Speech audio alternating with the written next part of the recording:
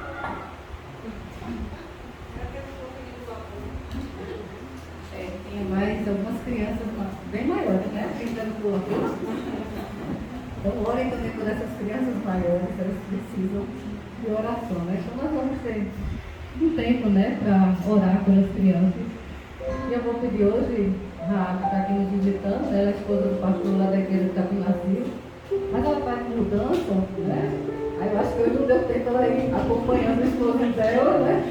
Mas é um prazer ter ela aqui, no nosso igreja, com os seus filhos.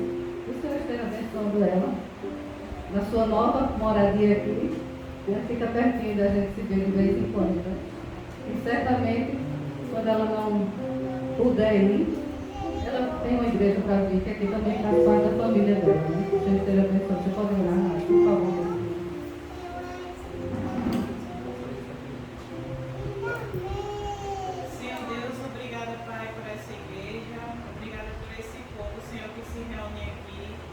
Obrigada porque o Senhor tem abençoado esses irmãos e nós podemos enxergar isso, Deus, e que o Senhor continue abençoando a eles, e que o Senhor continue, Deus, dando firmeza na tua palavra, que o Senhor continue, Deus, dando coragem, que o Senhor continue, Deus, dando sabedoria para lidar com esse bairro, Deus, e com a cultura desse bairro, com o povo desse bairro, Deus. Que o Senhor mostre estratégias fáceis e estratégias também, Senhor, boas, né, de acordo com esse povo que vive aqui. Abençoa as crianças dessa igreja, abençoa, Deus, para que elas cresçam em ti, cresçam, Deus, no teu conhecimento, que elas cresçam, Senhor, também saudáveis, e que o Senhor abençoe, Deus, cada um. O Senhor conhece o coração, o Senhor conhece as famílias, o Senhor conhece, Deus, cada situação. E é isso, Deus, que eu te peço, que o Senhor abençoe e que traga, Senhor, cada vez mais crianças para ouvir falar de ti, que elas venham, Senhor, por causa das pessoas, que elas venham por causa das brincadeiras, que elas venham por causa dos que tiver, mas que elas principalmente venham por causa de ti, Senhor, porque que elas amem, Deus, ouvir sobre ti. Que isso fique inculcado, Deus, no coração delas, na mente delas. E com certeza, quando elas estiverem adultas, elas vão lembrar ainda desses momentos que elas tiverem aqui. Abençoa o pastor Roberto, dá sabedoria a ele, dá saúde a ele. Livra, Deus, ele de todo mal. Em nome de Jesus, amém. Vamos ficar em pé, quem puder ficar em pé, vamos orar, né? Orar não, vamos cantar. Acabamos de orar, vamos cantar. Cantarolar, né?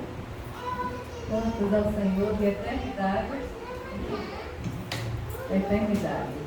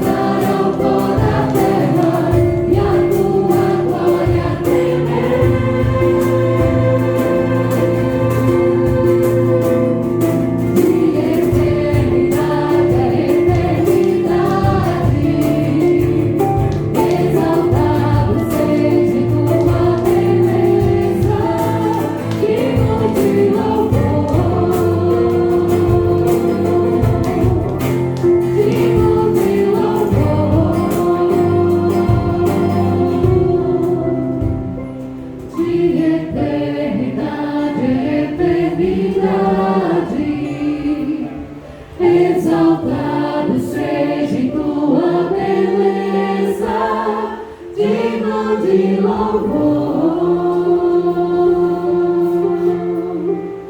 digno de louvor.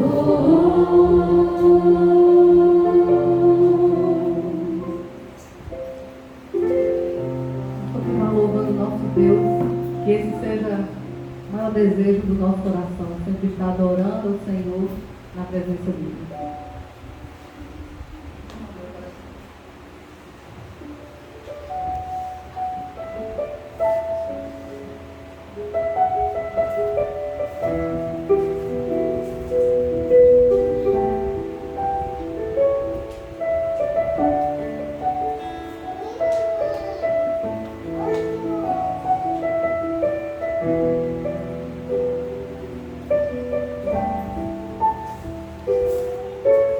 Este é o meu desejo, Senhor, te honrar com meu coração, te adorar.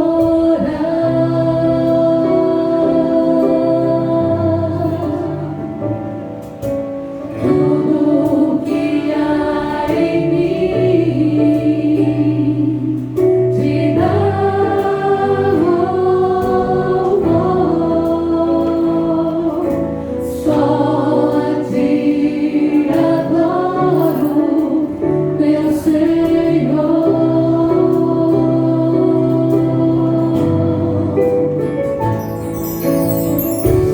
Toma o meu coração e toda minha alma.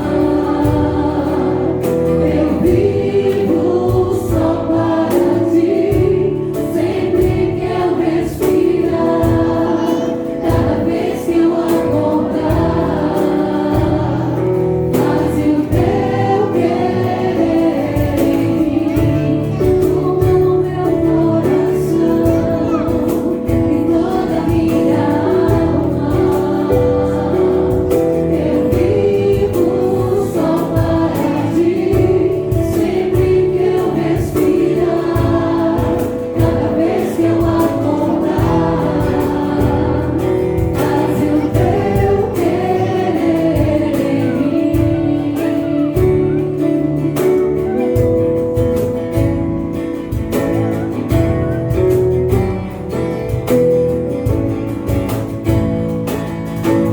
Este é o meu desejo,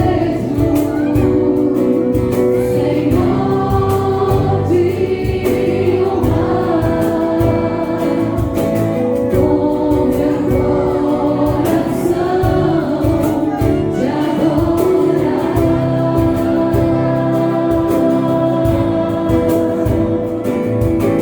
Tudo que há em mim te dá louvor, só a ti adoro, meu Senhor.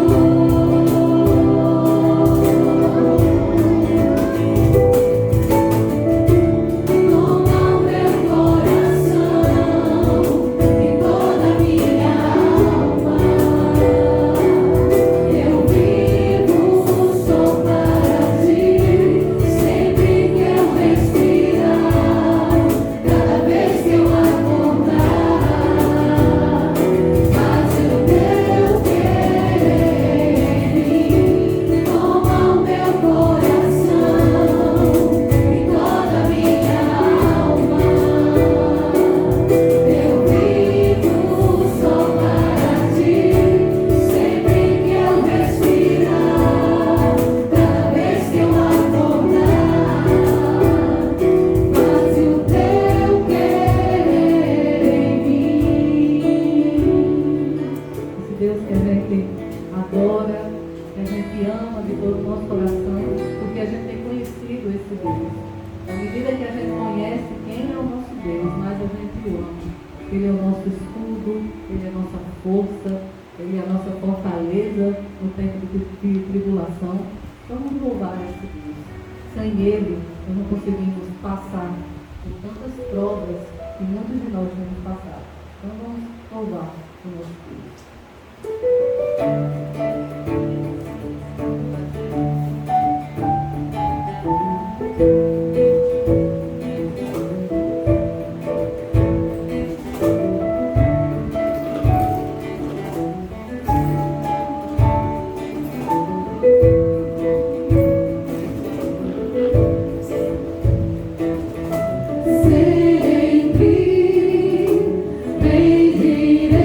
Bendirei ao Senhor.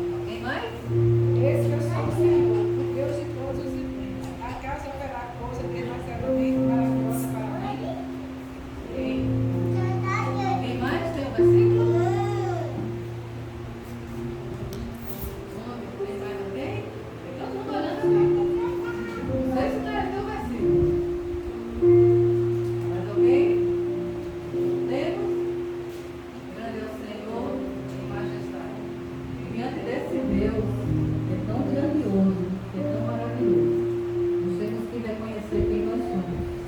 Nós somos pecadores, necessitados de toda a glória do Senhor. Nós precisamos desse Deus em nossas vidas.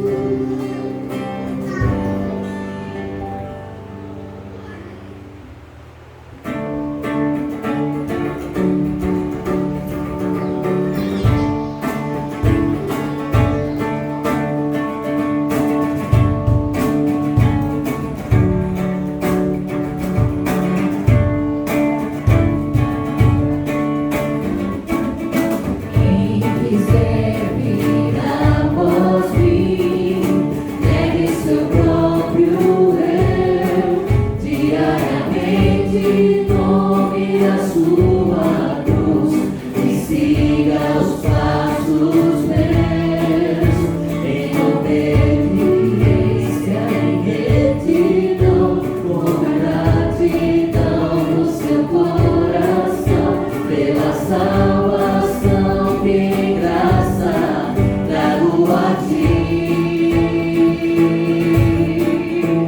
Quem se perder por causa de mim, sua vida achará.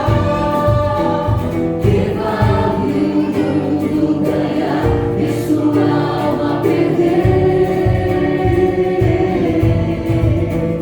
Não é um sacrifício a mim, pois já o fiz e consumado na cruz tudo está. Quem diz isso a mim? Peregrino sou aqui, sigo em tua direção. Compreendo que tua cruz trouxe minha redenção. Toma minha cruz então, para o alvo firme e bom. Peço em maturidade, sigo na perfeição. Pela fé em ti.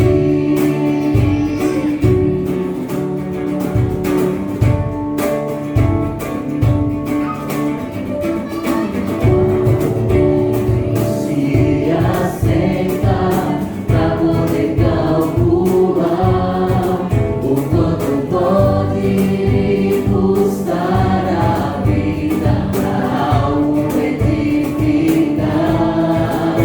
Seguir os meus passos, bênçãos trará, provação, porém, o acompanhará.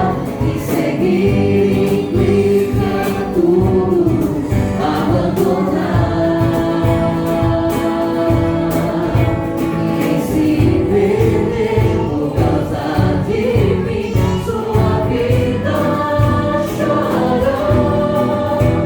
Que vale o mundo ganhar e sua alma perder. Não é um sacrifício a mim, pois já o fiz e consumado na cruz tudo está.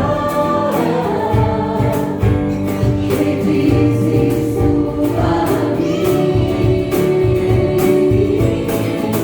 Peregrino sou aqui, sigo em tua direção.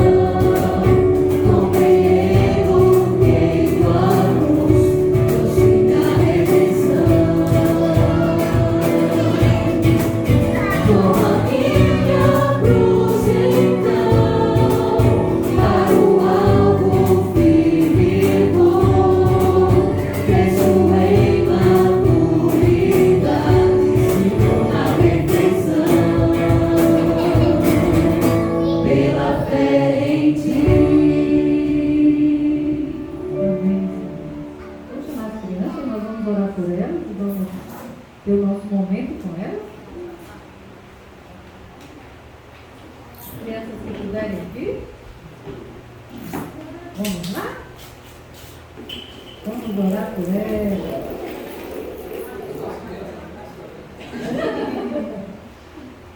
Vamos orar por elas.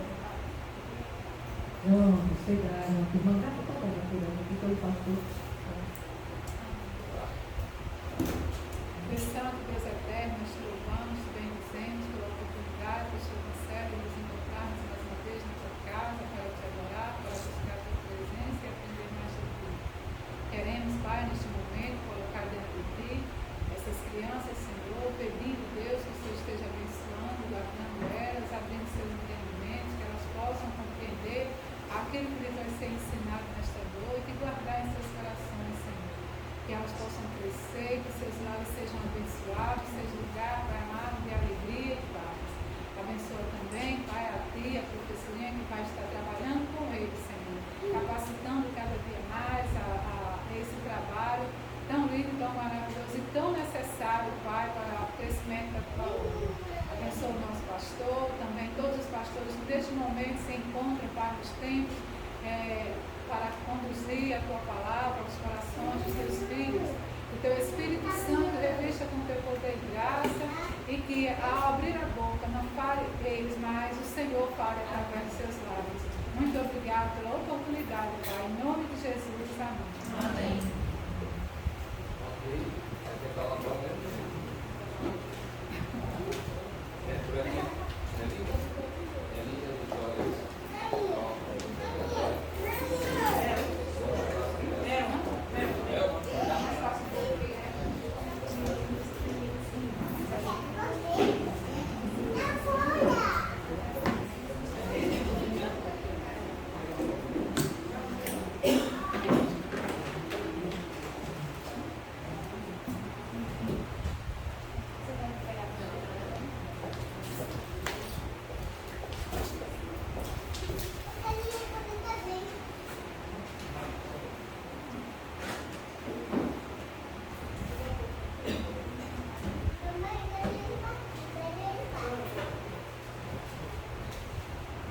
Sempre esse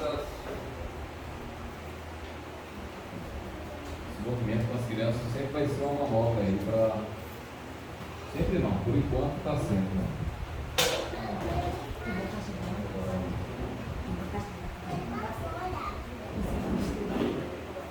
Operação de guerra aqui.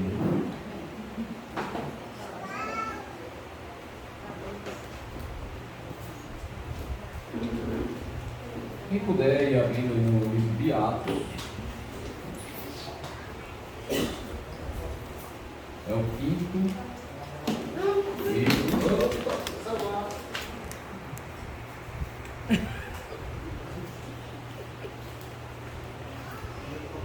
É o 5º livro do Novo Testamento.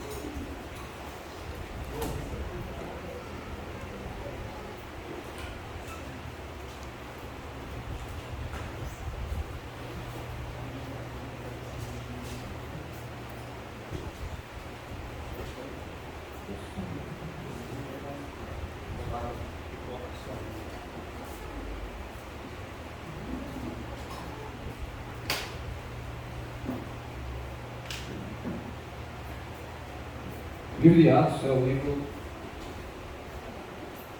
um texto aí que nós vamos iniciar aí.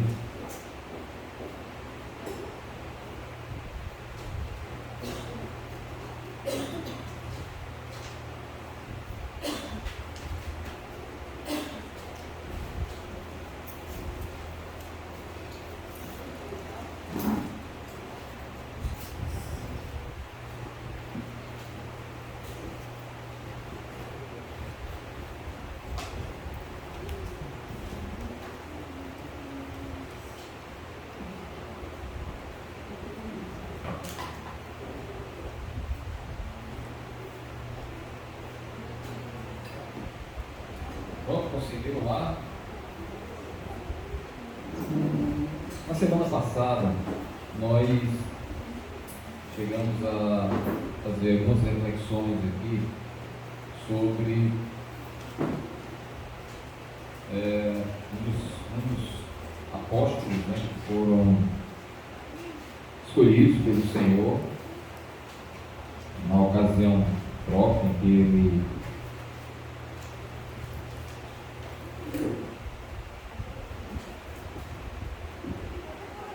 ele escolheu aqueles 12 discípulos, que já eram discípulos dele, que já acompanhavam ele. Ressalto mais uma vez que há uma diferença entre discípulo e apóstolo. Discípulo é aquele que é o aprendiz, aquele que está seguindo ali para aprender, está aprendendo.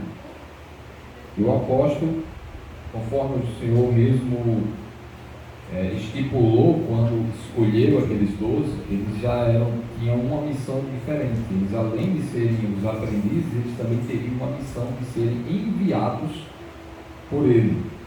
Então tem essa característica adicional aí. Então teria de ter um preparo maior, eles estariam com ele mais próximo e aprendendo mais coisas e tudo mais, e depois eles seriam realmente comissionados uma tarefa específica para a qual Jesus já tinha estabelecido para eles. E nessa lista toda apareceu Judas, que sempre é destacado com seu sobrenome, como Iscariotes, e também ressalta-se que ele foi aquele que o traiu Jesus. Então, curiosamente, os escritores sempre chamam a atenção para essa característica. Um dos motivos, naturalmente, é para não haver confusão com outros Judas que não foram traidores, né? que se mantiveram fiéis ao Senhor, e não haver essa confusão. Então fica bem claro que tem um Judas, sobrenome Iscariotes, qualifica também como filho de Simão Iscariotes, e para distinguir dos outros, né? Essa é, eu acho que, uma das principais motivações. Esse Judas Iscariotes participou desse ministério, desse colégio apostólico, né? Desse grupo de apóstolos. O apóstolo Pedro, no capítulo 1 aí de Atos, lá no versículo 17, ele chama a atenção para essa característica, porque ele era contado entre nós e teve parte neste ministério.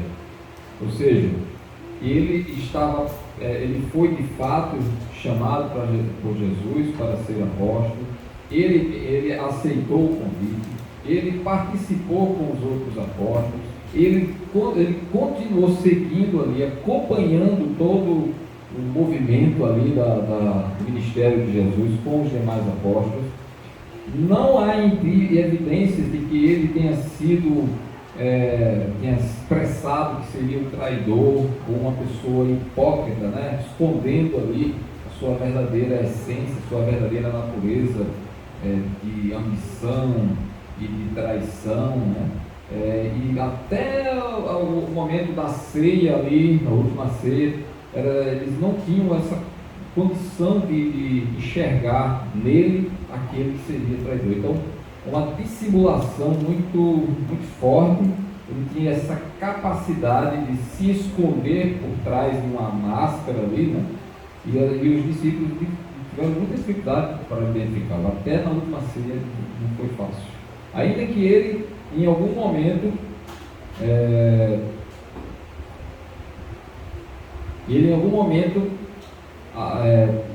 falou coisas, demonstrou, né? Começou a apontar alguns indícios, como naquele momento em que Jesus é ungido, né? Com um perfume muito caro, com um doente muito caro, e que e aquilo despertou o olhar de Judas, dizendo que aquilo não era para ser desperdiçado, seria um desperdício jogar aquilo lá em cima de Jesus, né? E poderia ter sido vendido e alimentado ou dado aos pobres. Então, ele já mostrava ali evidências de que ele não valorizava tanto Jesus, né?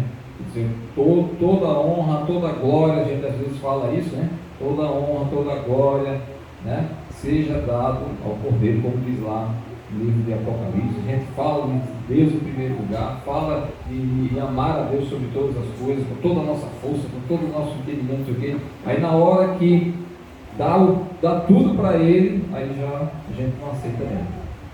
Foi o que aconteceu com Judas. Foi evidenciada aí já alguma coisa dele, e o apóstolo João diz que o motivo maior disso era porque ele na verdade era ladrão, ele roubava, porque ele também tinha um cargo privilegiado lá no colégio apostólico, que era de tesoureiro, e isso dava para ele a condição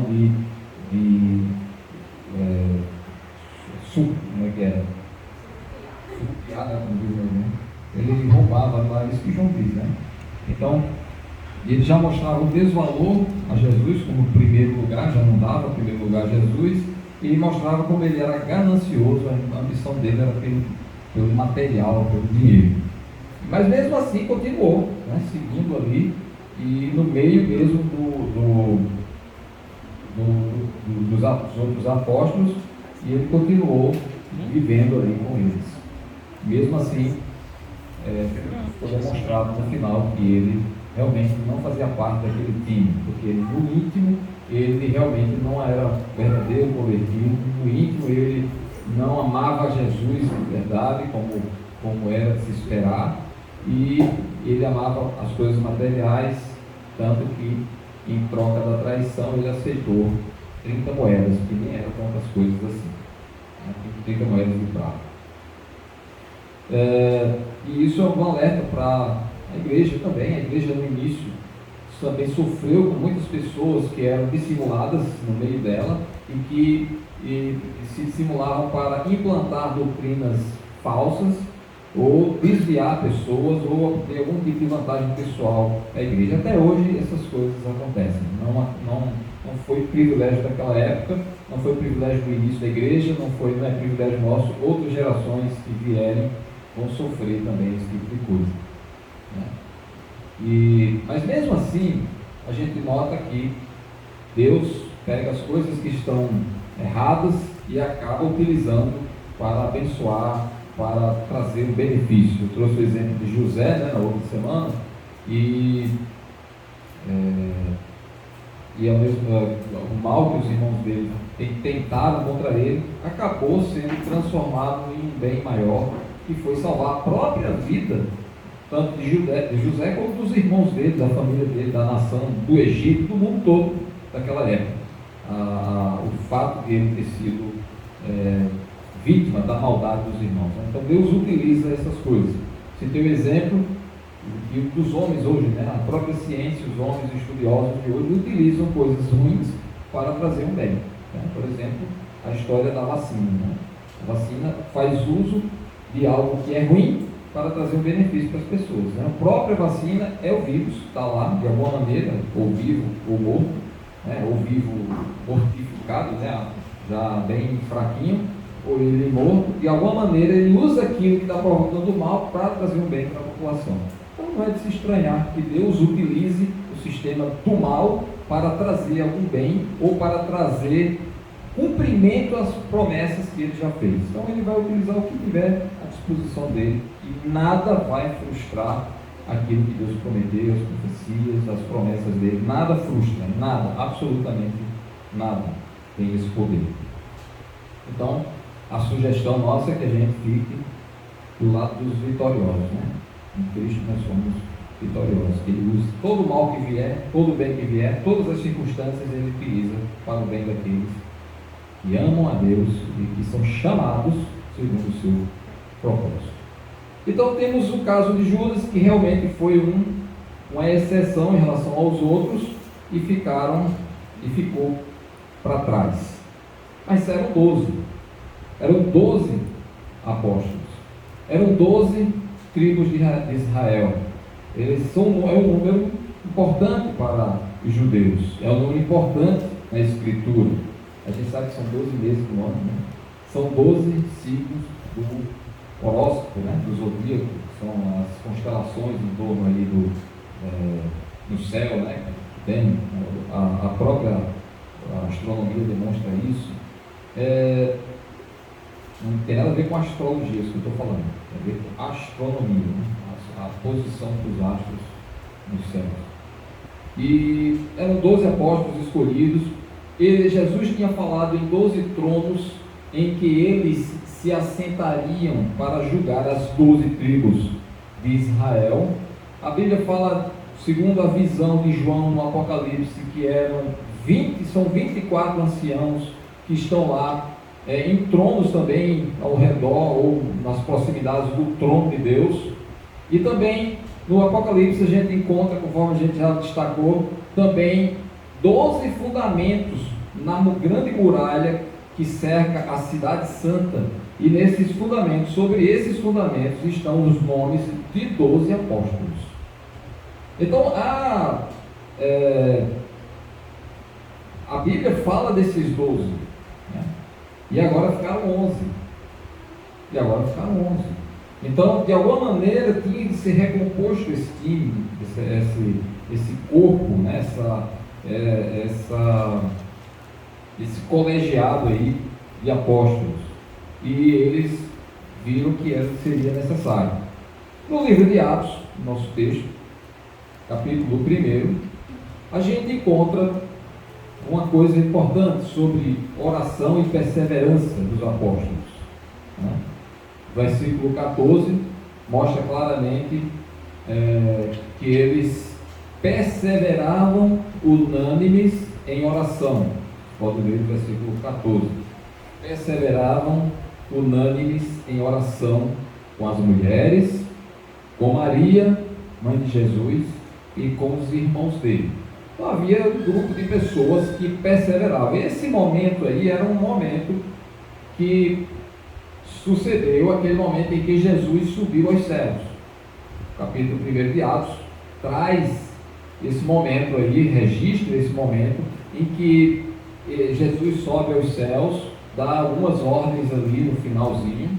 As pessoas ficam olhando lá para os céus, vendo aquilo lá, uma coisa estranha, diferente daquilo que eles estavam acostumados a ver. De repente Jesus aparece em uma certa altura e eles ficam atônitos, ficam sem chão, vamos dizer assim. O que há de ser agora, né? Então Deus, na sua bondade, para dar um conforto, trazer um alento para os corações daqueles que estavam ali olhando e vendo Jesus desaparecer. E agora, o que será? Aí os anjos dizem: olha, não se preocupe, porque vocês estão olhando para vocês, ele vai voltar do mesmo jeito como vocês estão vendo ele, né? Mas faça o que ele disse, né? Faça o que ele disse. E ele disse: vocês devem ficar em Jerusalém, esperar o poder que vai descer sobre vocês e que dará a capacidade para vocês serem minhas testemunhas, tanto em Jerusalém, na Judéia, que é a região lá de Jerusalém, como Samaria, também lá na Galiléia e nos confins da terra lá. Os confins da terra. Então iriam ser testemunhas dos confins da terra. Eles talvez não entenderam bem como isso aconteceria, mas eles obedeceram. Ficaram em Jerusalém e se reuniam lá, e o texto nos mostra que eles perseveravam, unânimes, eram perseverantes. O que é o perseverante? Uma das características do perseverante é aquele que, mesmo com uma dificuldade, ele continua. As dificuldades vêm, mas eles estão lá, perseverando. Está demorando, mas ele continua. Tem o teste do tempo, mas ele continua em oração. Não está vindo a resposta, não está vindo aquilo que Jesus prometeu, eles nem sabiam o que era direito, mas vamos continuar orando. O que Deus quer que nós façamos? Qual é o plano de Deus para nós? Vamos continuar perseverantes. E eles faziam isso em oração. E também as mulheres. As mulheres podiam ser algumas esposas de alguns, possivelmente, e também outras mulheres que já acompanhavam Jesus desde a Galileia e que acompanharam todo esse trajeto e aquela saga do julgamento de Jesus até o momento da crucificação. Havia várias mulheres, algumas que tinham alguns bens e ajudavam esse grupo de apóstolos no seu sustento.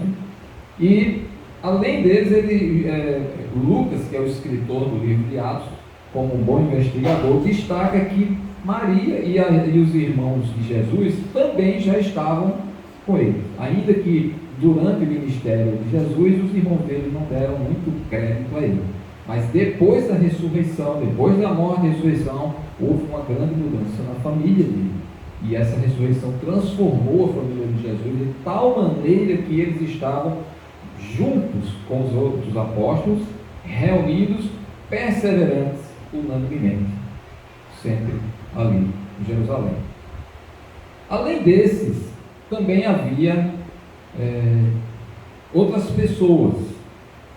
Quando a gente olha o versículo 15, a gente leu o 14 agora, o versículo 15, ele destaca mais pessoas que havia nesse grupo, que estavam reunidos com esse grupo dos 12. 12 ou 11? 11 a essa altura, né? Naqueles dias levantou-se Pedro no meio dos irmãos. Aí há uma observação aí. Compunha-se a assembleia de umas 120 pessoas. Então havia nesse grupo perseverante umas 120 pessoas. Então, além dos 12, havia a família de Jesus, havia as mulheres, outras mulheres que acompanhavam Jesus desde a Galileia, acompanhavam, e também alguns talvez da Judéia, né? Ele não destaca que mulheres eram essas, mas a gente sabe que alguns nomes sempre aparecem lá na época da crucificação, depois da ressurreição, sempre aparece Maria Madalena, Maria lá, aquela Salomé, esposa de Zebedeu, não sei quem. Tem alguns nomes que certamente estavam nesse grupo aqui. Foram fiéis naquele momento de grande crise, de grandes ameaças contra elas mesmas, não iriam deixar de ser fiéis nesse momento aqui. Estavam lá presentes. A Assembleia indicando a reunião, a unidade deles, mas a reunião, a presença deles em união com eles. Então, naquele tempo não tinha esse negócio de remoto, não, era todo mundo presente, certo? Lá juntos, em oração. E eram 120. A gente sabe que multidões seguiram Jesus durante todo o seu trajeto, todo o seu ministério. Multidões, centenas, milhares de pessoas. E aqui apenas tem 120. Houve um momento, desde a ressurreição de Jesus, que havia mais de 500, que Paulo declara que mais de 500 viram Jesus ressurreto de uma só vez. Mais de 500, de uma só vez viram. Só que nesse momento, quer dizer, esses 500 ninguém sabe onde é que estão agora, né? Porque agora temos só 120 reunidos. Mas alguns talvez voltaram para a Galileia, outros se espalharam por algum lugar, estavam espalhados por ali, ou no território palestino, ali no território de Israel, ou até fora, porque quando Paulo escreve para os coríntios, que estavam fora de Israel. Então muitas pessoas já estavam vivendo nesses lugares aí, nessas outras nações fora de Israel, e certamente poderiam ser consultadas. Ele diz, olha, dos 500, alguns já dormiram, mas outros estão vivos, presentes hoje aí, que vocês podem consultar. Então não eram só judeus ali da Judéia, eram pessoas que vinham de toda parte, que tomaram conhecimento do ministério de Jesus, e naqueles dias finais ali do ministério, da morte, tudo, estavam presentes naquela região. E quando ele ressurgiu, eles estavam naquela região da Judéia e estavam juntos em algum momento. Ele diz que Jesus foi visto por 500 em uma só vez, em um só momento. Então os 500 estavam reunidos nesse momento. Então eram 500 pessoas. E agora estavam 120 nessa assembleia. Outros certamente saíram. Pode ter sido desvirtuado ali de alguma maneira, ou pode ter sido apenas um deslocamento geográfico por necessidade mesmo, né? E a gente não tem essa informação, mas certamente muitos fiéis, porque na época que Paulo escreveu, eles podem consultar, eles viram Jesus ressurreto. Mas tem outra coisa também que eu quero chamar a atenção. A gente tinha uma dificuldadezinha no início, eu disse, não, vamos parar em Judas, vamos seguir. Vamos seguir, porque terminou, não tem 12 não, tem 11 só. Vamos seguir em frente. Aí lembrei agora de um outro grupo de pessoas. Esses 120 estavam lá, mas também houve um determinado momento em que Jesus reuniu 70 pessoas. Deixa eu ver se eu tenho um texto aqui, lá em Lucas capítulo 10. Ele reuniu 70 discípulos que acompanhavam Jesus, tinha os 12, mas também ele recrutou 70 e comissionou esses 70 para uma missão específica, de também preceder Jesus, ir primeiro em algumas aldeias, em algumas cidades, e pregar o evangelho lá, alertar para a vinda, a chegada do reino de Deus, antes de Jesus chegar. Essa era a ideia, vocês vão pregar primeiro, depois eu vou chegar lá. Então houve 70 que Jesus comissionou de 2 em 2. Então tinha os 12 que também tiveram essa tarefa, 2 em 2, 6 grupos, e depois teve um grupo de 70 que também Jesus comissionou de 2 em 2. Chegaram trazendo um relatório muito otimista, muito feliz. Foi até aquele momento em que Jesus disse, calma, vocês curaram, vocês fizeram grandes maravilhas lá, os demônios, bastava você falar no meu nome que eles saíam das pessoas, era uma coisa gloriosa para eles. Ele diz, isso não é tudo. O que é importante é que o seu nome esteja rolado lá no céu. Isso é o que é mais importante para você. Não se preocupar com o poder, com a vanglória, com a vaidade de poder dominar um espírito maligno, mas grande chave é a sua salvação, o seu nome está lá no céu. Então a gente vê esses homens, os 12, certamente uma liderança ali, conduzindo esse restante, esses 120, em oração. Foram 40 dias acontecendo isso, 40 dias perseverantes ali.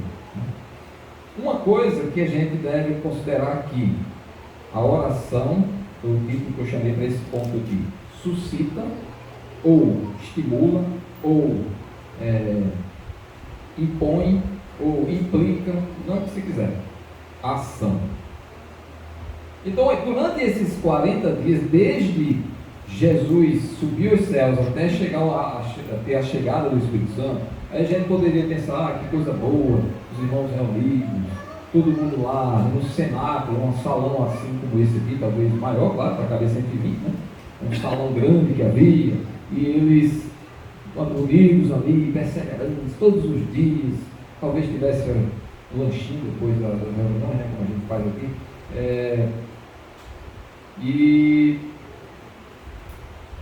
e era um momento bom, tranquilo, feliz, mas Deus não quer só isso.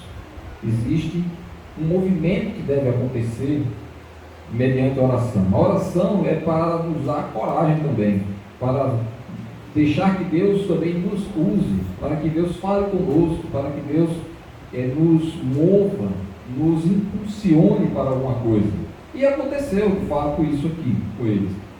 Mesmo durante esse período, em algum momento, no versículo 16, a gente vê que algo mexeu na vida desses homens, estavam em oração, e Deus move agora o coração desses homens, e inicia com Pedro, naturalmente, né? Pedro dá aquele start inicial ali, né? Eles começam a perceber quão importante era esse grupo de 12. Primeiro, você vê que por meio deles, era em torno deles que estavam os 120. Certamente em torno deles estavam os 500 que viram Jesus ressuscitado. E para onde Jesus andava, levava os 12. Para onde Jesus ia, levava os 12. Eventualmente, ele, para um caso específico, diminuía a quantidade ali, entrava na casa de alguém, levava 2, ia lá para o monte, ele levava 3, mas normalmente eram os 12. Então eles começam a entender que aqueles 12 eram importantes. E 12 para 11. 12 eram importantes. O tempo de oração desperta coisas para serem feitas. O tempo de oração desperta coisas. Desperta o nosso íntimo, desperta o nosso ser para fazermos algo em prol do reino, em prol da obra do Senhor. Tem algo que precisa ser despertado. A oração não é só ficar preso num lugar ali, como eles estavam, e ficar lá e simplesmente orar. Não tem nada. Às vezes a oração significa, Deus faz isso, aí está certo, vou usar você para fazer. Às vezes é isso. Lembra da história que Jesus disse, dai-lhes vós mesmo de comer, rogai ao Senhor da seara para que mande mais trabalhadores, e os trabalhadores eram eles. Deus faz isso também, sabe? Não é não? Ficar orando, né? Acaba casando com o pastor que trabalha com ele, não é não? Orava muito, Senhor, fazer a tua obra, tá certo, vou chamar você para fazer. Então, eles perceberam certamente a importância desse apostolado, porque era em torno desse apostolado que Deus iria de fato fazer, ou Cristo ia fazer de fato, a construção da sua igreja. E sobre esta rocha edificarei a minha igreja.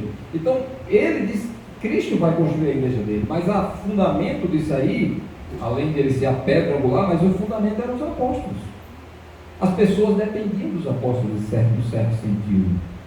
Os apóstolos foram lá reunidos, vamos nos unir a ele. Eles são testemunhas oculares de tudo o que aconteceu. Então as pessoas iam em torno deles. Então eles viram realmente, começam a ver a importância desse comissionamento especial. Esse dom que Deus dá do apostolado, né, é uma coisa importantíssima. Eles começam a ver isso aí. Enaltece agora o valor disso. Então eles dizem, esse negócio não está bom. Deus nos valorizou. Cristo escolheu 12 ele tinha um propósito, ele nos comissionou, ele tinha uma missão para nós, e éramos 12. Aí ele começa a olhar, Israel, 12 tribos, nós temos, ele prometeu 12 tronos, né, e tal, começa a ver que precisa ter alguma coisa. Então algo moveu aqueles homens naquele período de oração, de modo que Pedro começa a falar em nome deles, né, e apelando não somente para o sentimento, não é só eu estou sentindo o quê, eu estou achando o quê, eu tive uma visão o quê, não, ele vai para o fundamento da palavra. Irmãos, Pedro diz, versículo 16, convinha que se cumprisse a Escritura.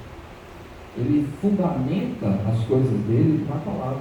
Tudo bem, na oração, a gente ora, pede a Deus e tudo, mas muitas ações nossas têm que ser fundamentadas na palavra de Deus. É de acordo com a palavra?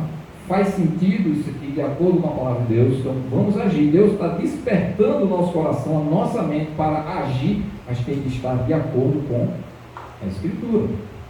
Ele chama a Escritura como fundamento para o ato, para a ação dele. Convinha que se cumprisse a Escritura, que o Espírito proferiu anteriormente por boca de Davi.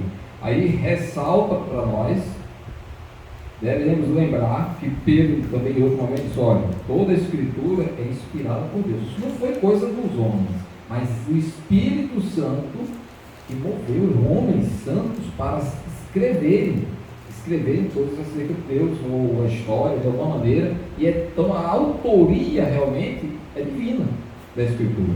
Eles é o Espírito Santo que falou por boca de Davi. Aí ele diz, ó, Davi falou, escreveu isso, mas é obra, quem inspirou Davi a isso?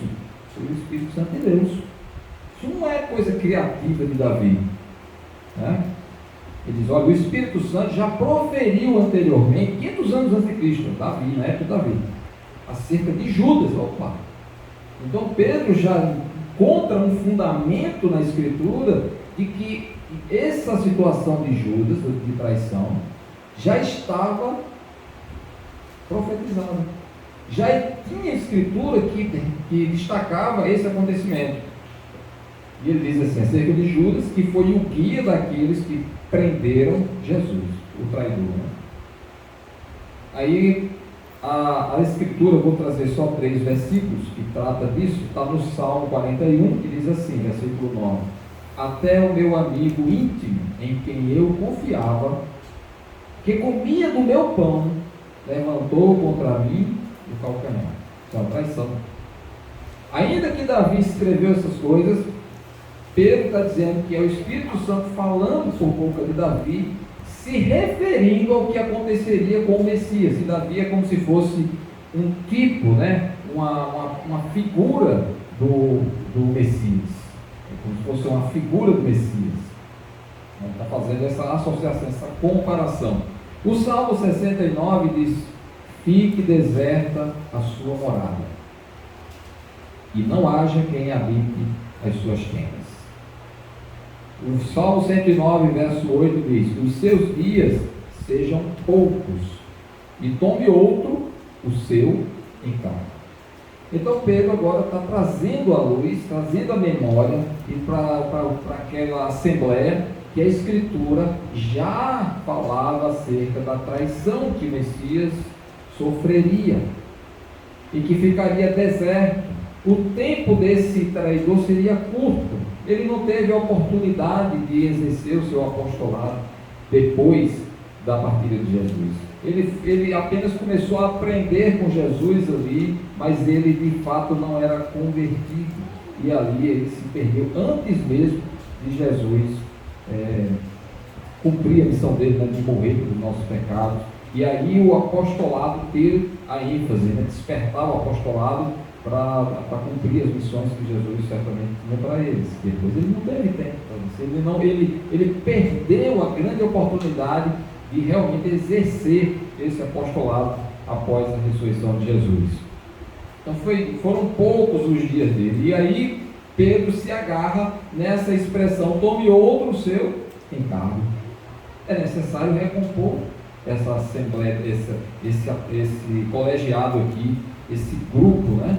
Esse grupo de 12, né? É necessário. O versículo 21 traz essa palavra, é necessário.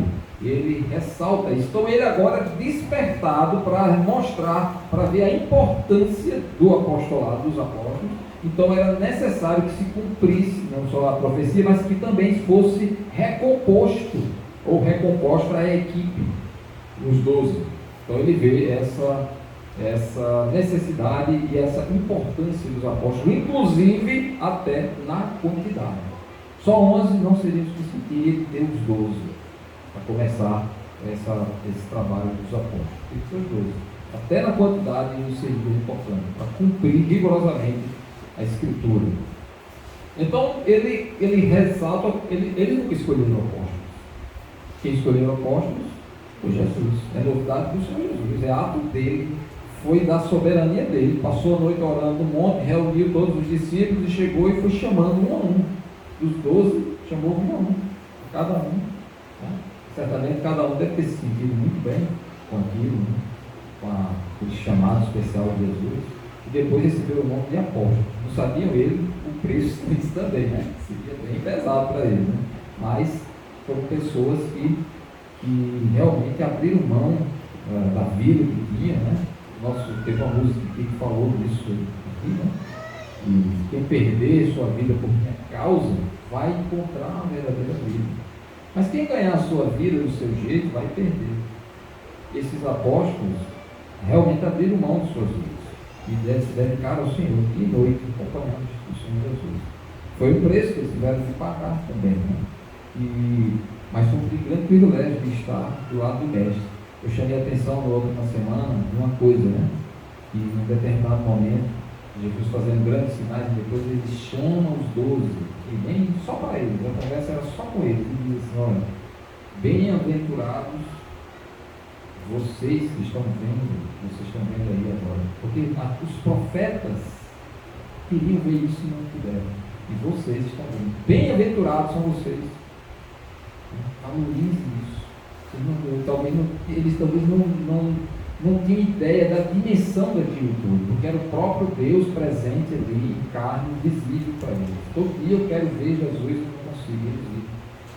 Os profetas enlouqueciam lá querendo ver essa promessa cumprida do Messias e tudo. Enlouqueciam querendo ver isso.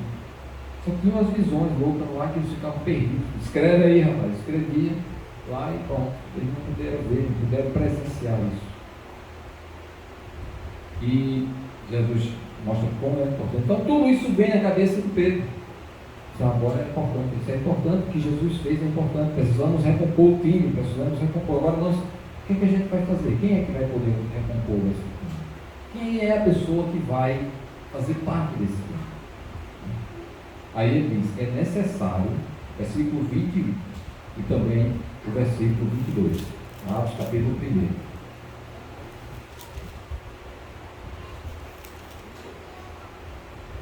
É necessário, pois, que dos homens que nos acompanharam todo o tempo que o Senhor Jesus andou entre nós, começando no batismo de João, até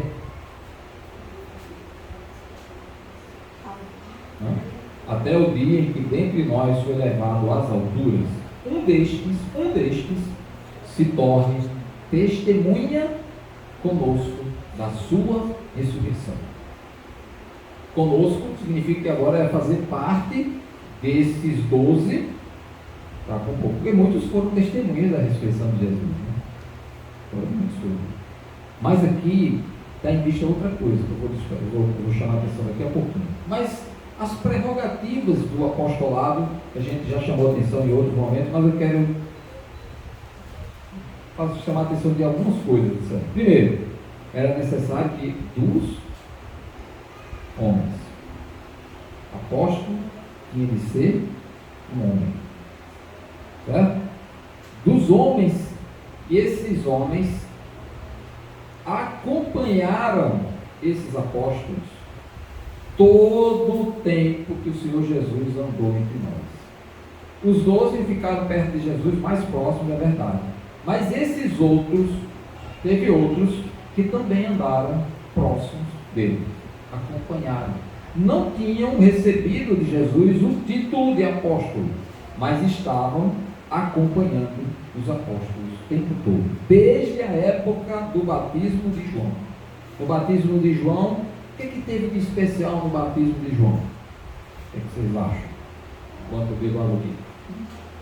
Duas coisas pelo menos. A vinda de Cristo para o batismo e o próprio batismo, né? Mas aconteceu alguma coisa ali. Falam que esse é o Veio o filho, né? Cordeiro de Deus que veio para cá. O Espírito Santo. Uma visão especial do Espírito Santo descendo sobre Jesus como se fosse uma pomba. E uma outra coisa, uma voz. Fala, este é meu filho amado em quem me comprazo. Também teve esse detalhe aí da palavra de João até, né? Olha aí, esse é o poder de Deus.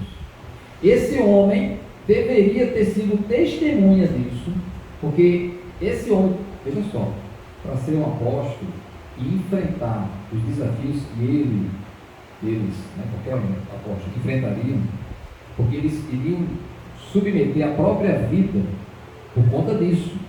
Então eles teriam de ter o quê? Absoluta segurança daquilo que eles viram. Não ser alguém que alguém falou, não é mesmo, né? Então eu vou acompanhar esse grupo aí. Você acha que essa pessoa que só ouviu falar ali nos comentários ou não sei o quê, teria a mesma coragem que esses outros tiveram de enfrentar inimigos cruéis e arriscar a própria vida? Certamente ele precisava ser um testemunha verdadeiro ali, ocular daquilo. Ele viu, ele testemunhou, aquilo trouxe segurança para ele. E ele foi acompanhando todo o tempo. Começou no batismo de João e até o dia em que Jesus subiu aos céus. Ele estava lá no dia, junto com os 500, ou com 300, ou com 200, ou com 10, ou sozinho. Sei lá. Ele viu Jesus subir aos céus com aquele grupo que estava lá, que depois desceu para Jerusalém, que eles estavam perto do Monte das Oliveiras, mais ou menos 1 quilômetro depois ali. Aí vem para Jerusalém, sobe naquela sala que é o cenáculo, e ali eles começam a orar dia após dia. E ele estava lá vendo Jesus subir aos céus. Esse homem, eu acho que todo mundo sabe o nome dele. Teve mais de um.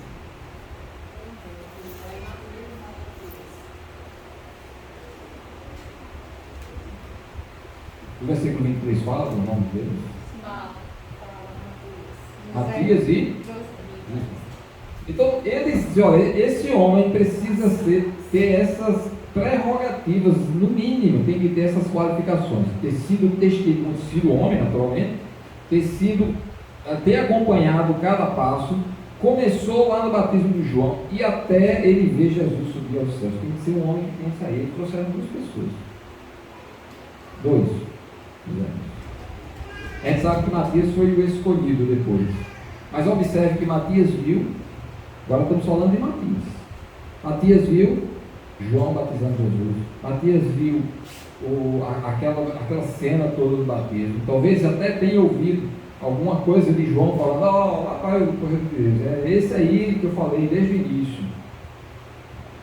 E ele vê Jesus agora iniciando esse movimento com os discípulos, chamando pessoas para serem seus discípulos, falando do reino de Deus, pregando o reino de Deus que estaria próximo, e Matias vai acompanhando essas coisas. Não aparece o nome dele em canto nenhum, mas ele estava lá. Ele não se apresentou, dizendo, eu sou Matias aqui, eu tenho uma coisa boa, não sei o que, meu nome, não sei o que, eu sou famoso por isso, eu quero praticar isso, eu quero ajudar nisso. Não aparece nada, mas ele estava lá. Aí ele vê Jesus pregando, vê Jesus curando pessoas, ele estava lá. Ele vê Jesus expulsando demônios, estava lá. Ele ouve dos discípulos aquilo que eles falaram com Jesus a sós ali, talvez. Diz, rapaz, o que vocês falaram lá? Jesus prega uma parábola e depois ele vai ensinar os 12 aqui em separado. Aí Matias ficou lá fora. Muitas vezes Jesus chama os 12 e Matias ficou lá. Mas Matias não desistiu. Ele não foi chamado para ser famoso ali. Ele não foi privilegiado com o nome apóstolo naquele dia em que Jesus começa a chamar um a um. Quem sabe ele até alimentou a esperança naquele dia em que Jesus estava chamando os outros, Diz assim, ele vai me chamar também, eu estou pronto para ele. Talvez até estivesse pronto. Desejoso de ser também aquele que estaria próximo. Ele desejava estar próximo de Jesus e ele esteve o quanto pôde estar próximo. Ele só não foi tão próximo porque Jesus o chamou. Ele chamou os outros 12. Levou para certos locais que não deixou os outros seguirem. Mas Matias estava lá. Foi lá para o monte sozinho com os 12, mas Matias ficou lá fora, esperando. Quando eles voltaram, eu vou acompanhar. Não fui chamado. Mas também ele não ficou com sentimento de inveja. Não é por ver isso. Ficou com inveja. Mas ele estava lá. Foi a prerrogativa, que a exigência de Pedro era que ele tivesse acompanhado tudo. O José também estava lá. Ele e Matias. 2 homens. Houve um certo momento em que Jesus chega e comissiona 70. Eu não tenho dúvida de que ele fosse um desses. Certamente ele estava lá nesse grupo. Daqueles 70. Quem sabe ele e José. Mas também chegou um momento em que Jesus, quando reúne esse povo, os 70, os 12 e outra multidão de pessoas, aí Jesus fala,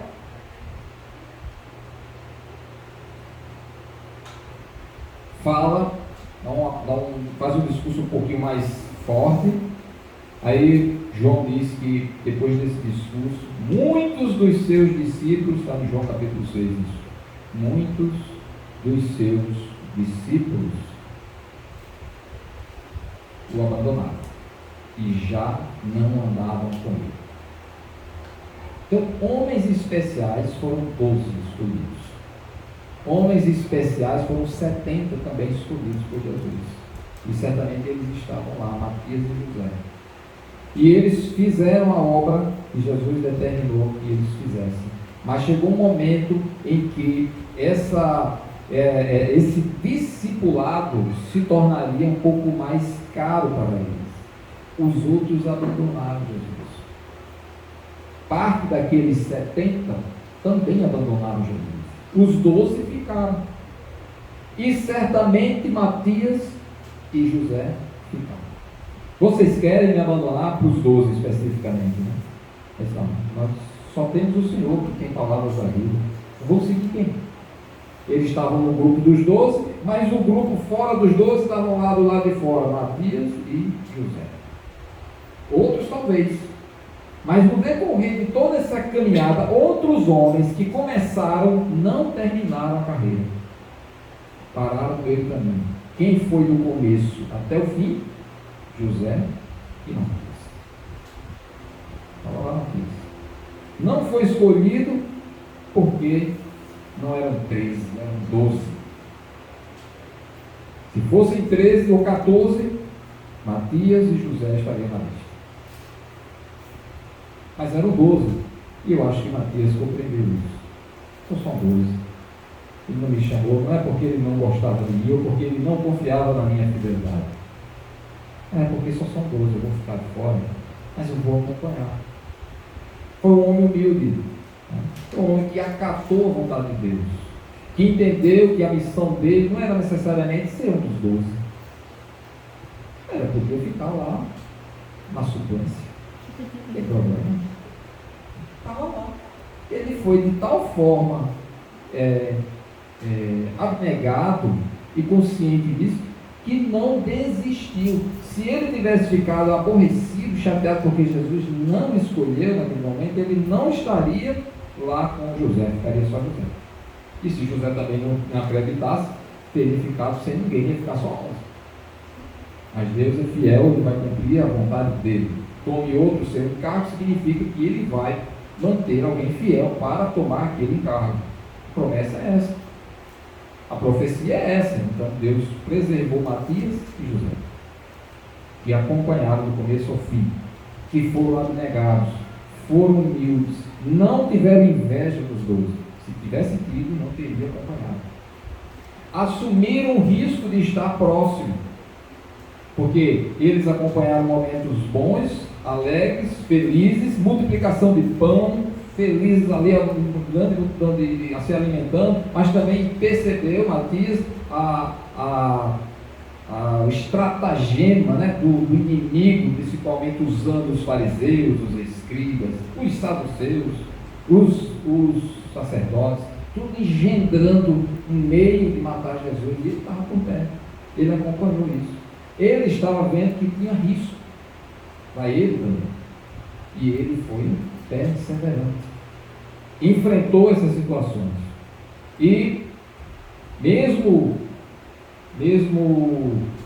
quando teve o momento de prisão, de ameaça, de tudo, ele, ainda que tivesse com medo também, como os demais, mesmo assim, ele foi testemunha de tudo isso, da ressurreição e da ascensão de Jesus.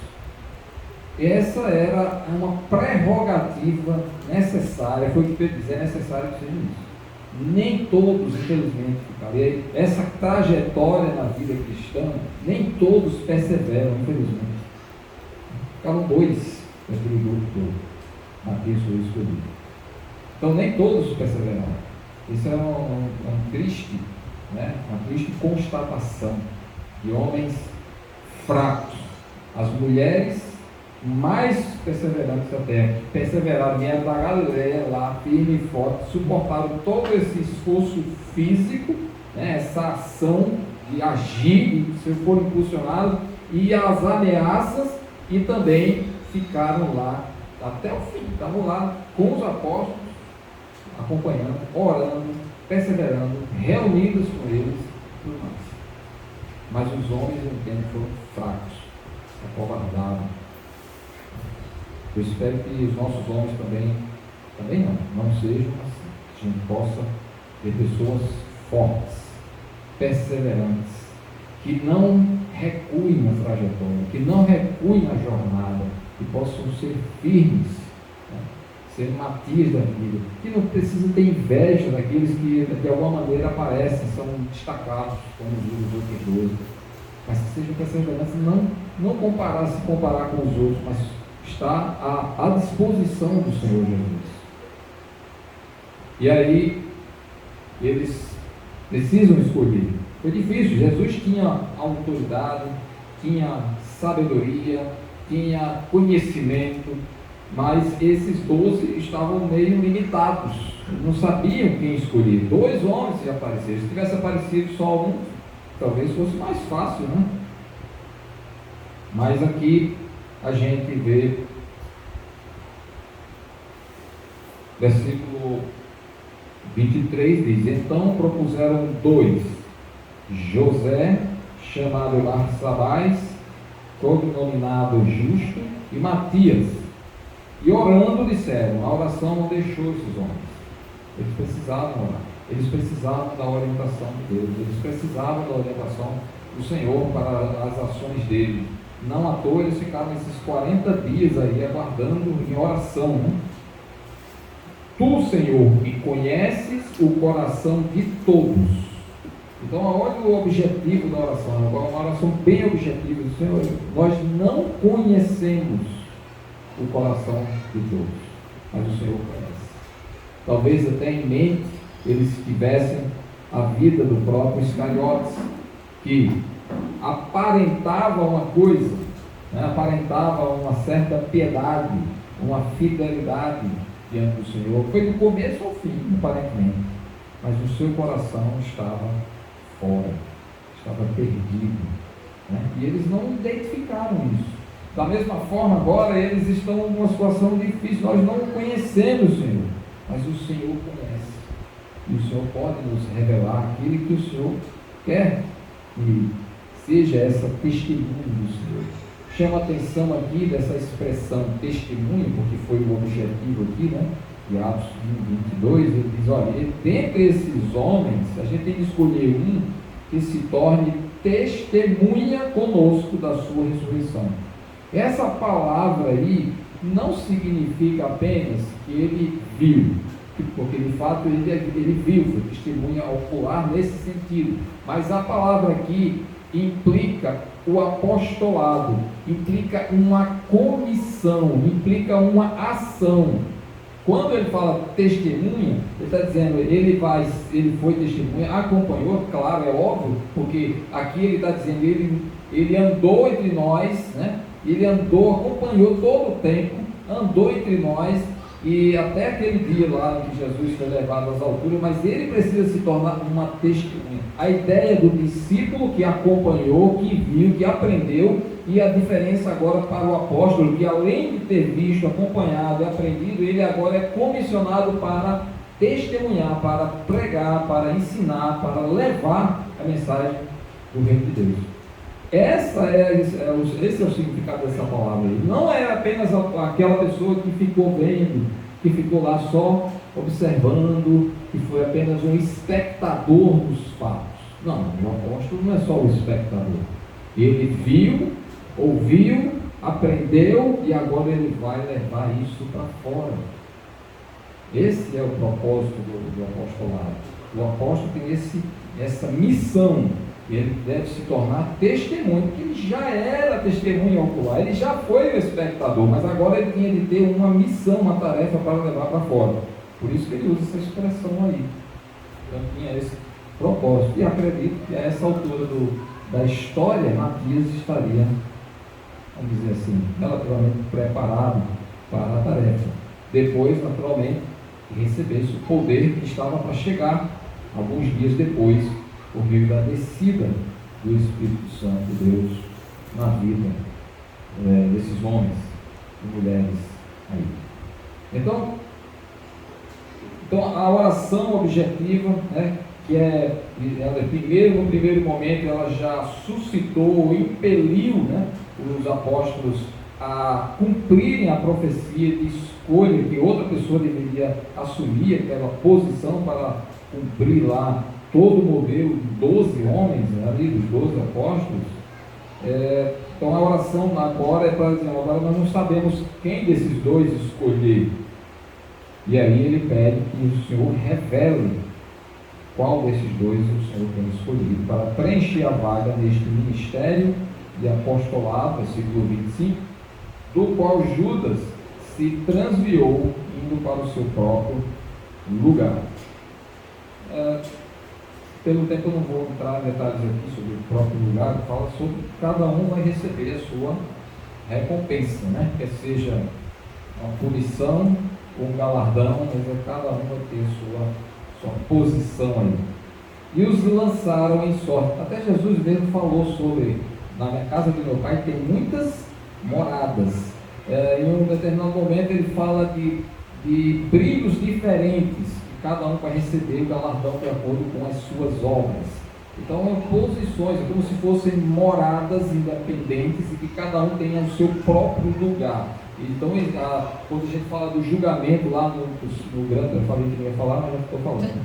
Quando fala do julgamento do trono branco, ele fala que cada um será julgado conforme as suas próprias obras. Então, é como se cada um vai ter o seu lugar, a sua posição no julgamento, na sentença, do mesmo jeito como aqueles salvos vão ter suas próprias moradas, seu próprio lugar, né, que vai ficar isolado, mas é que cada um vai ter seu próprio galardão, independentemente, não é em conjunto, não. Individualmente cada um vai ser contemplado no julgamento do Senhor. Né? Mas aqui, aí depois do versículo 26, ele diz: e os lançaram em sortes, vindo a sorte recair sobre Matias, sendo-lhe então votado o lugar com os 11 apóstolos. Então, a maneira como ele foi escolhido dentre os dois.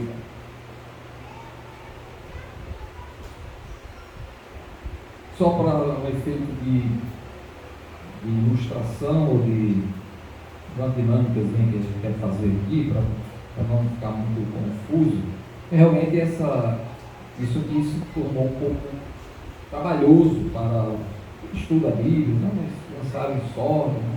A Bíblia fala de não ficar jogos de azar, não sei o quê, de ficar em busca de coisas de adivinhação, né?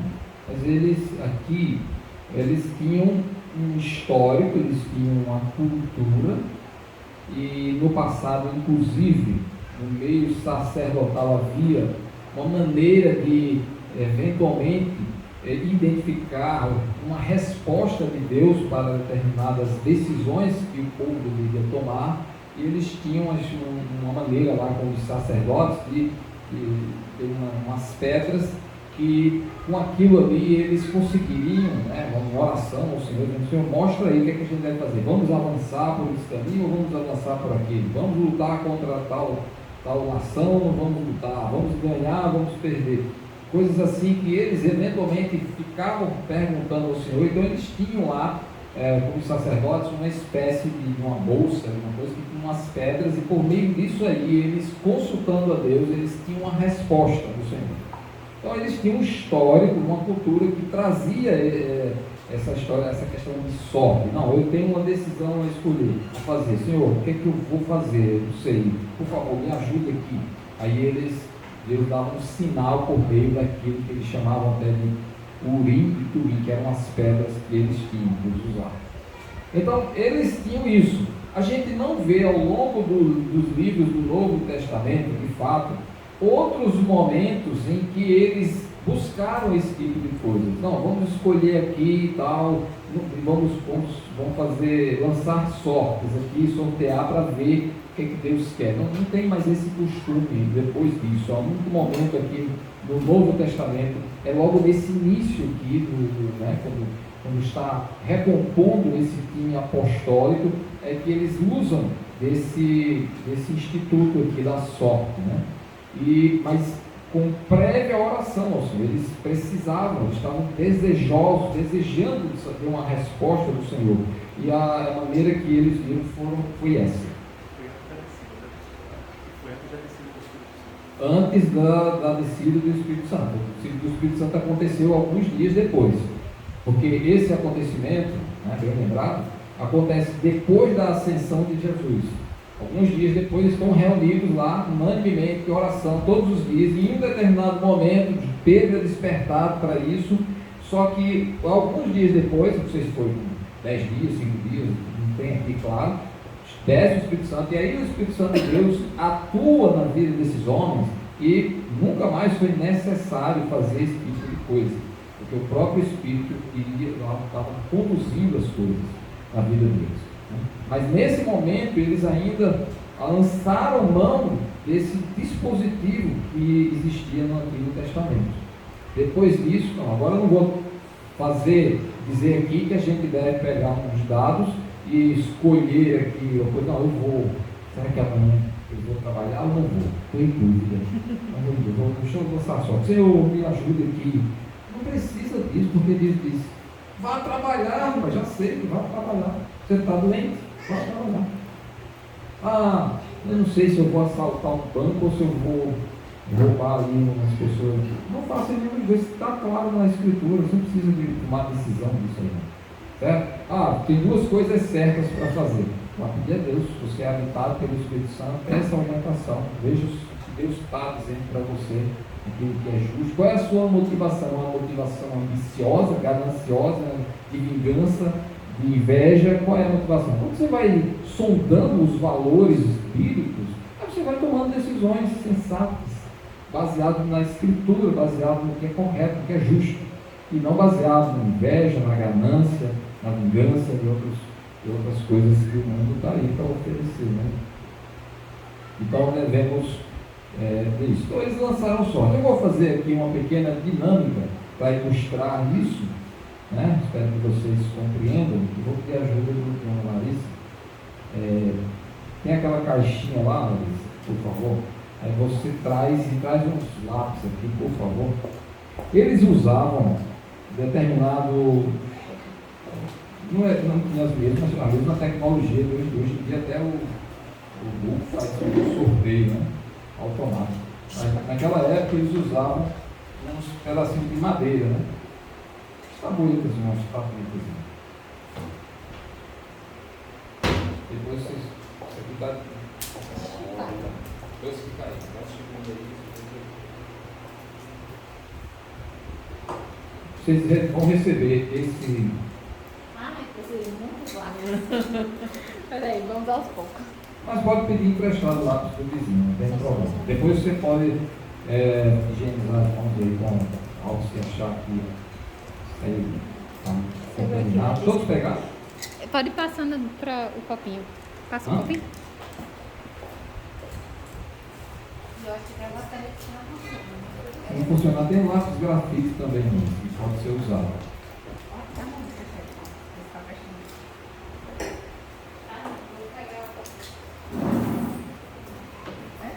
É tal nome, né? Não bota nada. Só receba o material e eu vou dizer o que é que vocês vão escrever.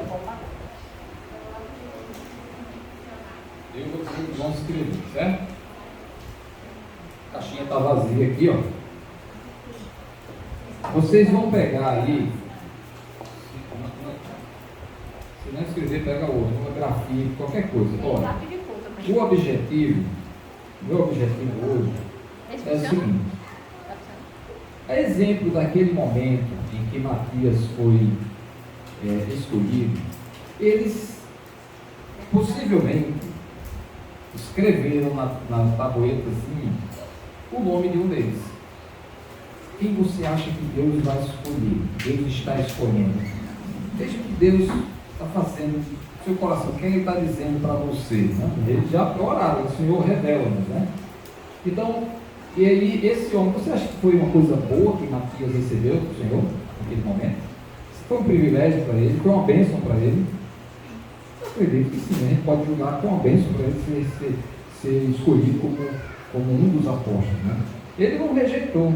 Eu acredito que ele alimentou essa esperança, né? No ano passado não deu certo e agora veio toma. Ele nem sabia que seria ele, mas tinha José e ele poderiam receber essa bênção. Então, pense com vocês mesmos.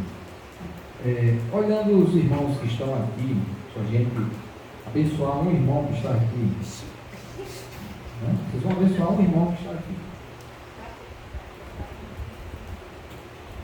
Alguma coisa esse irmão vai receber hoje, vai ser abençoado. Tem que ser homem ou pode Homem ou mulher. Aqui é só uma. A gente não vai escolher apóstolo, certo? Se a gente for escolher apóstolo, aí teria que ser homem. Certo? Mas hoje é diferente. Essa irmã ou esse irmão vai receber uma bênção aqui. Você vai pensar em quem você acha, quem poderia receber essa bênção que está precisando aqui. É algo material, vou logo adiantar. Certo? Tem um pequeno brinde para essa pessoa. Você vai dar isso para essa pessoa. Tá certo? Agora, se você está se vendo nessa necessidade, aí você diz, eu vou colocar, eu sou ambicioso, sou ambiciosa, eu quero esse negócio hoje, eu quero sair abençoado aqui. Se você está dizendo assim, eu estou precisando tanto de alguma coisa para resolver um probleminha ali, coisa pouca. Tudo, aí você pode colocar o seu nome. Mas se você olhar para os outros irmãos, você dizer assim, o Senhor está me dizendo para abençoar fulano. Você que de você vai fluir a bênção. Logo, qualquer um que está aqui. Quem está lá fora? Diga os nomes aí. lá fora para aqui. Dilene, Júnior, Jeane. Dilene, Júnior e Jeane estão lá fora. Aqui dentro. Os outros, todo mundo sabe os nomes, né? Acho que Rabi não sabe os nomes de todos, né? Aí, Rabi, é difícil até para você avaliar, mas coloca no seu coração, Senhor. Tem? Tá bom? Ainda tem. Você vai colocar um nome, uma palavra que é o nome dessa pessoa, certo? Ele diz assim, Senhor, né? Senhor, me ajude a abençoar alguém. O nome que você vai colocar vai abençoar alguém. Pode ser você também, não tem problema. Certo? Mas se você vir que tem alguém que vai tirar melhor proveito, vai ser mais abençoado, né? Vai receber precisa dessa bênção, então você bota o nome dessa pessoa. Foi quem está com a Ela também. Ela foi. Você vai. Né? Que Deus ilumine você para escolher outra pessoa. Tá certo? Agora, se você, vamos dizer que você recebeu essa bênção, então você vai olhar assim, puxa, que coisa boa, né? Mas eu realmente nem precisava, mas eu sei de uma pessoa que está precisando. Aí você vai e entrega para essa pessoa. Pode ser? Pode. Vamos chegar nesse acordo? Então tem umas tabuetazinhas que eles escolheram entre Matias e José. Vocês não escolheram um irmão ou uma irmã a quem vocês querem, por meio de vocês, vai fluir essa bênção, né? Então coloca os nomes e coloca dentro da caixinha, né? Não colocou o nome, né? É uma espécie de sorteio. É tipo isso. Tipo isso. Eles tinham Os requisitos. Tinha os requisitos. Então só apareceram 2 que atenderam, né? No nosso caso a gente não trouxe os nomes, certo? É um pouco diferente aqui. Senão eu teria dito botar aqui, ó, vou botar 2 nomes para vocês escolherem. Tem fulano e tem fulano. Poderia ter dito isso. Mas eu achei melhor confiar que Deus vai iluminar vocês e vocês vão abençoar alguém, certo?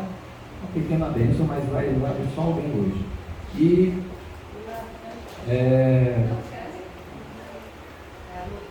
como é que eu digo? E aí coloca lá nas pedrinhas, coloca dentro de um jarro, um vaso. Naquela época não tinha talvez tivesse coisa bonitinha, arrumadinha assim, porque eles eram caprichosos, muita gente caprichosa também naquela época, não é só hoje, né? Então tinha um jarro, um vaso que era utilizado. Certo? Tá tudo aí? A irmã aí também, para escrever? E aí eles escreviam nessa tabuetazinha, ou em umas pedras, tinha às vezes uma indicação de pedras, determinadas pedras representavam, né, alguma coisa, um formato, alguma cor. E ali eles agitavam aquele vaso, né, como se faz hoje também, e quando saísse, primeiro que saísse, a primeira pedra, ou a primeira tabuetazinha que saísse, seria a pessoa escolhida. Aí nós vamos fazer isso. Um exemplo, é só uma ilustração aqui, não é nada. Isso não é jogo de azar. Ninguém está abrindo mão do seu café, do seu jantar, do seu pão cada dia para concorrer ou disputar isso aqui. Né? É a graça. Não é graça, né? É graça. Graça, você não vai pagar nada, não vai abrir mão de nada, você vai receber gratuitamente. A pessoa que for o alvo da bênção vai receber gratuitamente. Ele não apostou nada. Tá vendo? Ele não apostou nada, não tirou nada do bolso dela, nada. Certo? Agora a dificuldade aqui é porque a nossa unha é um pouco diferente. Vai balançando ali. Ó, vai dar uma balançada boa. Aí você vai abrir e vai deixar cair um. Não sei como é que você vai fazer. Vai deixar semi-aberto. Semi-aberto. Assim vai cair mais. Assim vai cair mais. É melhor pulando. Pulando, é. Esse semi-aberto. Não, tá muito Complicado, né? Enfia muito tiro sem ver. Pronto. Lá era agitado, né? Aí caía um. Pronto. Vai lá. Pega um aí. Joga e pega um. Pronto. Só tem um dentro do dentro. Ok. Vai lá. Se não tiver nome dele, Do outro lado, eu acho. eu disse. Conferidores, por favor. Conferidores. Conferidores. Conferidores. Todo mundo chegou. Eu não chego. Tá aqui, Chegou. né? Claro que você Na câmera aí. Tá na Bota câmera, na tá na câmera. Tá focando? Pronto. Eu disse vocês, abençoaram a lista. Então Deus usou vocês de tal maneira para abençoar a Eunice com isso aqui. Isso aí vai ajudar ela em alguma coisa. Não é muita coisa, mas vai ajudar ela em alguma coisa. Mostra aí para ela. Para todo mundo saber, para depois dizer que é vazio, né? Bom, pelo menos recebeu simbolicamente, né? Simbólica? Simbolicamente. Se não fosse simbólica. Cadê a Alice? Tá lá ajudando. Ela tá ajudando ali. Mas deve falar logo para ela que ela foi abençoada pelo.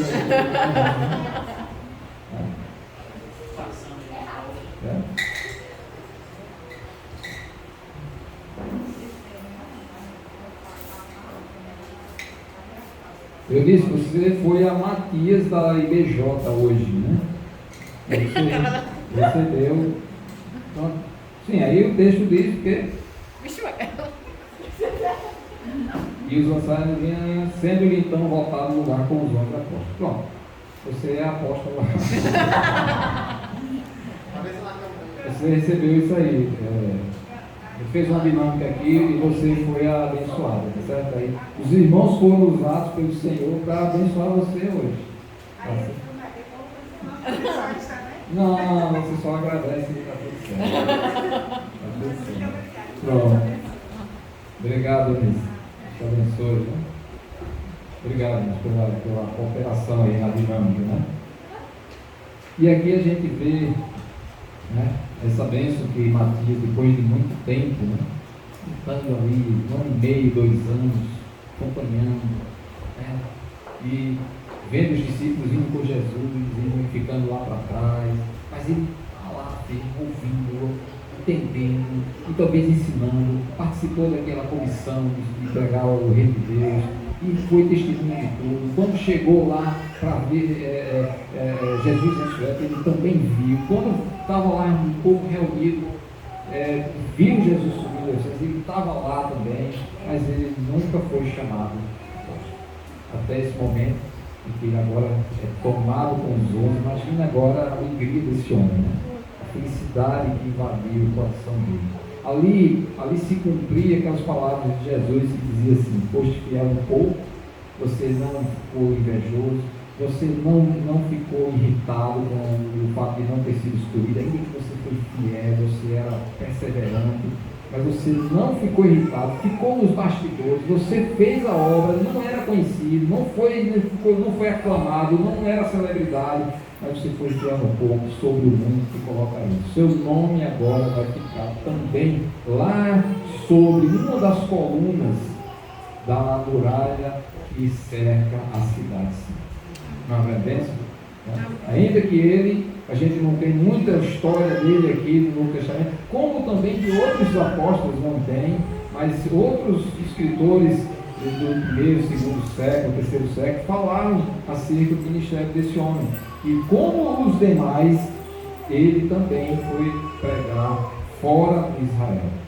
Todos eles, no início, ficaram em Jerusalém, mas depois houve grande perseguição e os apóstolos também saíram. E a maioria deles, exceto Tiago, que foi morto logo no início ali do ministério, mas os outros todos acabaram saindo. Pregaram dentro de Israel, claro, mas também foram pregar fora do país.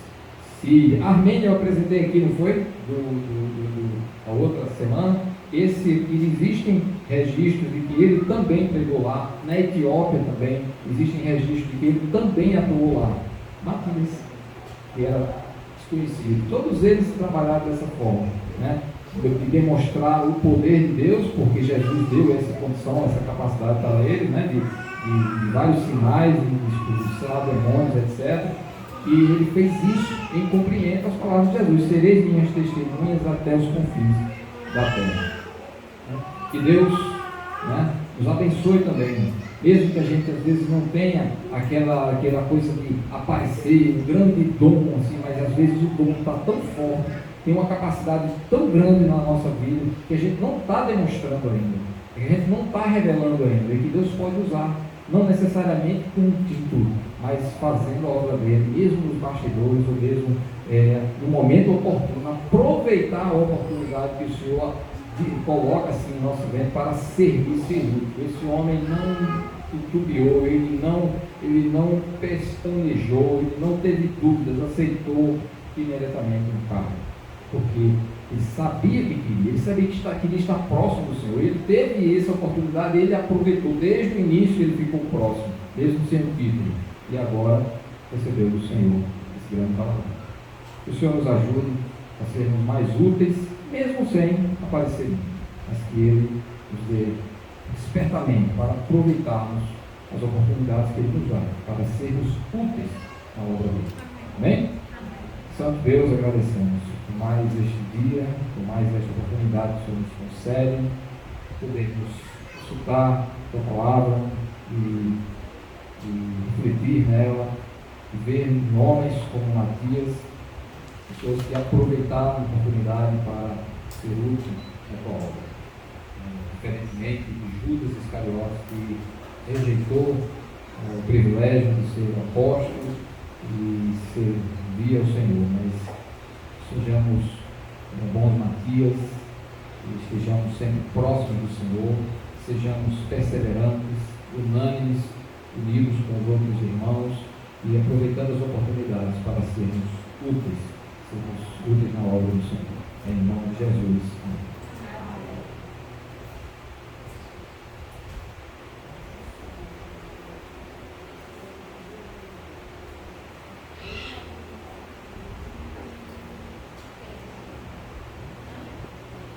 Só para lembrar aqui na nossa agenda temos próxima semana. Hoje é dia 14, né? Ontem, dia 13, foi